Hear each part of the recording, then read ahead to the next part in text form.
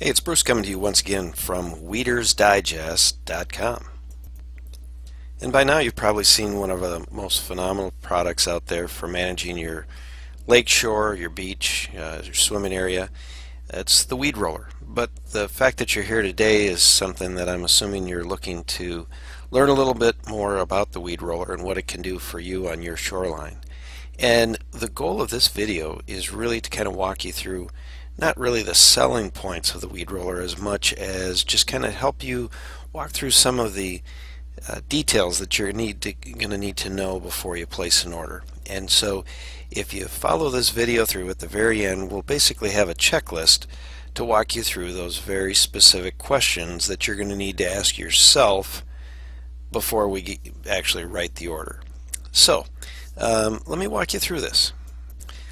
Alright, now the most common application for the weed roller is to be mounted next to a dock. And I would say that, probably 80 to 90% of the applications are just as you see it right here. Mounted on the end of the dock or mounted on the side of a dock, whatever the case might be. And you see the pole that goes, you've got your standard dock pole, and then you've got the weed roller, and then this is the mounting bracket. And so it comes standard with two brackets. And so that's the most common way. This allows you to mount it to a dock or to a seawall, a floating pier, or another option that we can discuss in another video is using our tripod. So a tripod allows you to make it completely freestanding, not connected to a dock. Now, one thing that you need to also think about is the maximum water depth where the drive head will be. So in other words, this has to be within 4.5 feet of water. If you're going to need to be in deeper water, as you can see right here, this is only probably about 2 feet of water. But if you're going to be in deeper water than that, then you're going to need one of our extension kits. Extension kit basically extends these two components and causes the weed roller to be 2.5 feet taller, and thus be able to go out in about 7 feet of water. Now the other question to ask is, how far is the power head, or out here, how far is that going to be before it gets to dry land? Because we have a 70 power cord that runs up to what I call the green box, and that basically is a power converter that reduces it down to lower voltage when it's out on the dock. And this is very critical for safety, that you want to have the green box. It's got a stake, and you can just basically put pressure on the top and just drive it right down in the sand or in the grass or whatever the case might be. We highly recommend that you, I should say highly recommend, the only way that I would ever install a unit like this is with a ground fault interrupter, a GFI. If you need more information on that, certainly let us know. Now the other question would be, do you want to have more than a 21-foot roller? So it comes standard with a 21-foot. That's 3 7-foot rollers, and you can certainly add additional 7-foot extensions. Most common is, it comes standard 21. It's very common to see people go to a 28. A little bit less likely to go to a 35. In fact, I would say about 50% of the people go to a 28. 25% of the people go to a 35, and 25% probably people keep it at a standard 21 foot. Now the next thing is that if you've got a lot of contour changes in your water, you want to add, it will come with a flex coupler. Basically what that is kind of a rubber boot between the rollers, and so you get one with it, and usually that's adequate, but you can add another. Now as it rolls back and forth, that just allows a little bit more flexibility in the what otherwise would be the very rigid 7-foot, or I should say 21-foot tubes.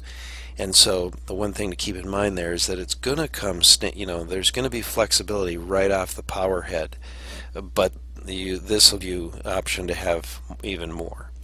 Now this is another option, and we really prefer that we get a chance to talk with you a little bit about this, is that how soft is the bottom of the lake that the weed roller is going to be running. This is what we call our optional mud kit, and a mud kit, it's less than $100. Alright, so as we kind of reach part 2 discussing the weed roller from, of course, weedersdigest.com, we're just basically walking through the details that you need to think about before you make a purchase. These are all things that we're more than happy to go through with you on the phone, but sometimes it's nice to have a visualization as you're preparing for that discussion, because this really comes down to determining what options you would need in purchasing your weed roller. So we've already talked about the water depth, and we've talked about the length of the cord, mounting devices. Now we're talking about the need for to build traction. And the thing you need to think about most is that the weed roller works on traction. So this is what we call the mud kit. It is an optional item. It does not come standard with the weed roller. And this, the best way to say it is this is like a claw. And that claw, as it traverses around, as the weed roller traverses around, that just gives you the ability to bite in more to the muck. And the weed roller does a phenomenal job in the muck, but we really want to talk to you before you make your purchase to determine what options you're going to need. And maybe even more importantly, not so much options that you have to purchase, but more the tips and the tricks that we're going to share with you to make sure that you get through some of those initial, what might be only a few hours, or might be even days or even weeks, to get through the heavy layers of muck. And so the mud kit, again, is just basically 2 bolts, one there and one down below, and they are hooking it up for the mud kit. We do have some other options for that as well. So basically, as we look at these options of what you need, now the other thing is that on the power cord, we didn't touch on this necessarily before, but it does come with the 70 feet of power cord, but you can add more if you'd like. You need to just purchase up to a 70-foot or a 25-foot additional cord.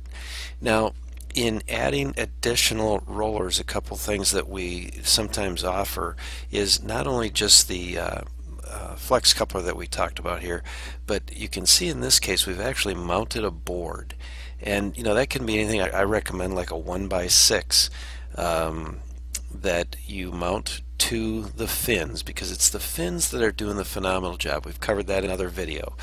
But it's the fins that are doing the job to build traction, and traction is how it operates. So you could just mount a board like you see here. There you get a good view of it right there.